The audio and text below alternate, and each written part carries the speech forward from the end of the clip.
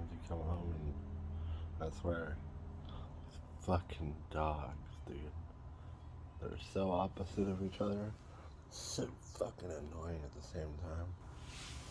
That one right there lays there. Is all old. Lays there and just acts like he's asleep the whole time. And just tries to ignore me. Unless he wants something. Well, see this one?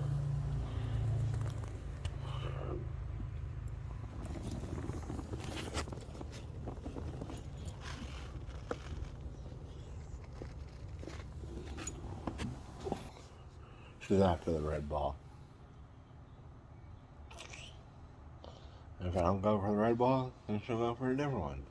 And a different one. And a different one. But not the one that's convenient. That I could give her. Just all the ones that are inconvenient that we have to go hunt down underneath the couch.